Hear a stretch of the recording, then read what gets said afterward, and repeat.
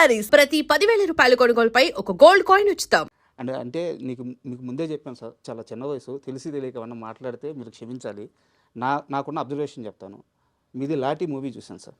లాఠీ మూవీలో హీరో ప్రశాంత్ గారిని మీరు చూపించే ఫస్ట్ జైల్లో చూపించే విధానం, ఆ గోడ సైడ్ తిరుగుంటాడు, బ్లాక్ షూ మొత్తం బ్లాక్ పడితే ఫేస్ అట్ట కనిపిస్తుంది.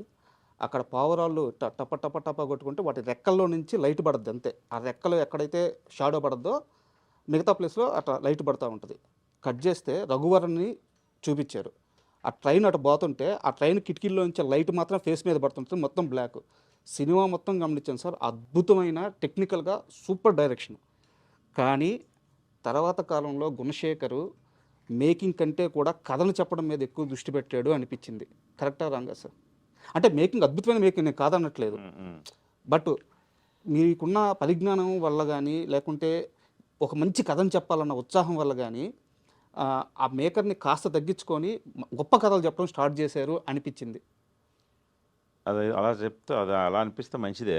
కానీ ఇప్పుడు నా మీద నాకు ఎక్కువ మంది కంప్లైంట్ చేసేది, నువ్వు తర్వాత ఎక్కువ మేకింగ్ మీదకి వెళ్ళో కథ కంటే కథను సెకండరీ చేసి ఎక్కువ కథ వైపే వెళ్తున్నాను మీరు మీ బోటోళ్ళు అంటే అది చాలా మంచి విషయమే. అంటే నేను బేసిక్గా రైటర్ అవడం వల్ల నేను కనెక్ట్ అయ్యాను. అదే. అండ్ వై ప్రశాంత్ సార్ అంటే అప్పుడున్న సమయంలో మీ ట్రావెలింగ్ క్రాంతి కుమార్ గారి దగ్గర నుంచి అయితేనేమి, లేకుంటే ఆర్జీవీతో పనిచేసిన విధానం అయితేనేమి, ఇక్కడెక్కడ కూడా ప్రశాంత్ అనే క్యారెక్టర్ మనకి సంబంధించిన వ్యక్తి కాదు. అంటే ఆయన సినిమాలు ఉన్నా కానీ మీరు ట్రావెల్ చేసిన విధానంలో ఎక్కడా ప్రశాంత్ లేరు. సో వై ప్రశాంత్ మీరు లాంచ్ అవ్వడానికి ప్రశాంత్ గారు? నేను అప్పుడు కొత్త కుర్రాడు కావాలనుకున్నాను. ప్రశాంత్ కొత్తోడు. అప్పటికి తమిళ్లో శంబరత్తి అని ఒక సినిమా చేశాడు, అదే చామంతిగా తెలుగులో డబ్ అయింది. రెండో సినిమా నాదే, నాటి రెండో సినిమా. కొత్తోడు కావాలనుకున్నాం, సో అలా కాస్ట్ చేసాం అంతే. సార్ చాలా సంవత్సరాలు అసిస్టెంట్గా, అసోసియేట్గా చాలా కష్టాలు పడి ఒక ఛాన్స్ వచ్చి ఉంటుంది. ఎందుకు పోలీస్ కథనే చెప్పాలనుకున్నారు? ఎందుకంటే ఆ పిల్లవాడు గోడెక్కి ఆ పోలీసులను చూస్తుంటే, కీరవాణి గారు అనుకుంటాను, if I'm wrong, correct sir, Keeravani గారు అనుకుంటాను, మ్యూజిక్, ఆయన కొట్టే మ్యూజిక్, ఆ పిల్లోడు చూసే ఆరాధనగా చూసే విధానం, నాకు తెలిసి మీ దృష్టిలో పోలీసులు అంటే విపరీతమైన రెస్పెక్ట్ ఉంది అనిపిస్తుంది. ఎందుకు ఆ కథే చెప్పాలనుకున్నారు? నేను ఒక మ్యాగజైన్లో అది దీంట్లో ఒక ఇది చదివాను, every citizen is a police man without uniform, every police is a citizen with uniform. ఇది బాగా నచ్చింది నాకు. అంటే యూనిఫామ్ లేని ప్రతి పౌరుడు పోలీసే, యూనిఫామ్ ఉన్న ప్రతి పోలీసు ఒక పౌరుడే. అలాంటి ఒక అసోసియేషన్ పోలీస్ అండ్ సిటిజన్. అది దీని మీద కథ చేస్తే బాగుంటుందని లాఠీ కథ దీని మీద బేస్ చేశానండి. ఓకే, అది అంటే చాలా అంటే ఎక్కువ ప్రేమించారనిపించింది సార్ నాకు నిజంగా. అంటే ఇట్లాంటి ఒక ఇన్స్పిరేషన్ ఏదో బ్యాక్ స్టోరీలో ఉండుంటుంది, అడగాలనిపించింది, అందుకు అడిగాను. కీరవాణి గారి ప్రస్తావన వచ్చింది కాబట్టి మన సినిమాకి యుఫోరియాకి కాలభైరవ గారి మ్యూజిక్ అనమాట. అంటే మీ సినిమాలు, కీరవాణి గారి ప్రయాణము, మీ ఇద్దరి ఒకరి గురించి ఒకరు తెలిసిన విధానం అంతా ఓకే, సింక్ అవుద్ది. కాలభైరవ గారుని మీ సినిమా కథకి ఎలా ఇంజెక్ట్ చేయగలిగారు? ఎలాంటి ఇన్పుట్స్ ఇవ్వగలిగారు? ఏదైనా కథ సార్, ఇప్పుడు ఒక కథకి ఎలాంటి సౌండ్ కావాలి, ఎలాంటి విజువల్ కావాలి, ఆ కథ నిర్ణయిస్తుంది. సో ఇప్పుడు యూఫోరియా కథ వెరీ యూత్ఫుల్గా చెప్పాలి, వెరీ ట్రెండీ మ్యూజిక్తో ఉండాలి. సో విజువల్స్ కూడా చాలా స్టన్నింగ్గా, చాలా ఇదిగా ఉండాలి, కొత్తగా ఉండాలి. సో ఆ ప్రాసెస్లో నేను కాలభైరవుని గమనిస్తే, తను ఇప్పుడు వస్తున్న వాళ్ళలో స్టాండర్డ్ ఉంటూనే కొత్త సౌండ్ ట్రెండీ మ్యూజిక్ పోగలుగుతున్నాడు. సో అందుకని తన కీరవాణి గారి అబ్బాయిని తీసుకోలేదు, తన మ్యూజిక్ నచ్చే తీసుకున్నాను.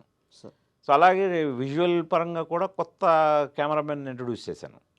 సో రెగ్యులర్ కెమెరాలు కాకుండా నేను ఏదో కొత్తగా చూస్తున్నాను, కొత్తగా చూసేది కొత్తోడైతే ఇంకా బెటర్గా నాకు ఇస్తాడనే ఉద్దేశంతో ప్రవీణ్ కే పోతనని ఈ రత్నవేలు గారు, పిఎస్ వినోద్ గారి దగ్గర పనిచేసిన అతను ఇంట్రడ్యూస్ చేశాను. సో ఒక రకంగా మీ చుట్టూ ఒక యంగ్ టీం ఉండడం ప్లస్ అయిందా? నేను యంగే చెప్తున్నాను, ఊరికి నేను వయసు రీత్యా చెప్పట్లేదు. నా కెరీర్ ఇప్పుడు మీరు లాఠీ సినిమా ప్రస్తావించారు, 92. ఇప్పుడు 2026లో ఉన్నాం. సార్. ఎన్ని 33 ఇయర్స్ అయినట్టుంది. ఈ 33 ఇయర్స్ స్పాన్లో నేను చేసింది 13 సినిమాలే. సార్. ఇది నా 14వ సినిమా. సార్. అంటే నన్ను నేను ఇంకా ఎక్స్ప్లోర్ చేసుకునే దశలో ఉన్నాను. సార్. నేను చెప్పాలనుకున్న కథలో ఇంకా చెప్పే ప్రాసెస్లో ఉన్నాను. సార్. సో అందువల్ల నా థాట్స్ కానీ నా ఆలోచనలు కానీ వెరీ యంగ్గా ఉన్నాయి. సో ముందది తర్వాత ఇంకా నిజంగా ఏజ్ పరంగా ఇప్పుడు నేను ఎక్స్పీరియన్స్ పరంగా చెప్పాను.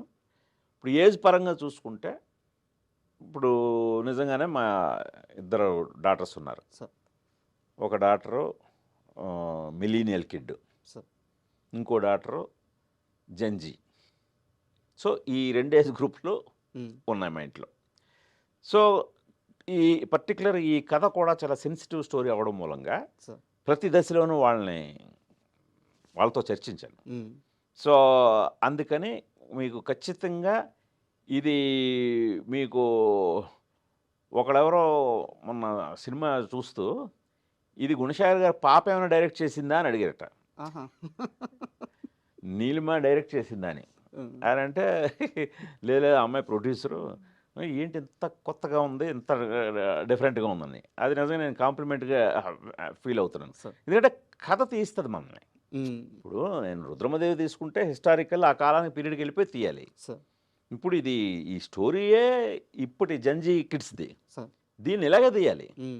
సో ఆ తీసే ప్రాసెస్లో ఇలాంటి కాంప్లిమెంట్ రావడం ఐఎమ్ వెరీ హ్యాపీ. అది అండ్ మీరు ఒక మాట అన్నారు సార్, నేను ఎంగే అని చెప్పేసి. బట్ నేను దానికి ఖచ్చితంగా ఓకే అంటాను. ఎందుకంటే ఇంటర్వ్యూ కోసం వచ్చాను కదా సార్. మీరు ఈ గ్యాప్లో నేను ఇక్కడ ఉన్న మీ బుక్స్ అన్నీ చూశాను సార్.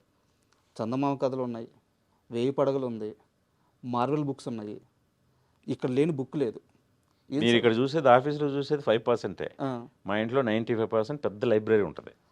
ఒక రూమ్ అంతా లైబ్రరీ ఉంటుంది నాకు. ఇంత బుక్ రీడింగ్ ఎలా సార్, ఎలా అలవాటైంది? ఇప్పుడు మీరు రైటర్ అంటున్నారు కాబట్టి నేను వైజాగ్లో ఉన్నప్పుడు చదువుకున్నప్పుడు మీరు ఇప్పుడు కంటెంట్ రైటర్స్ అంటున్నాం కదా.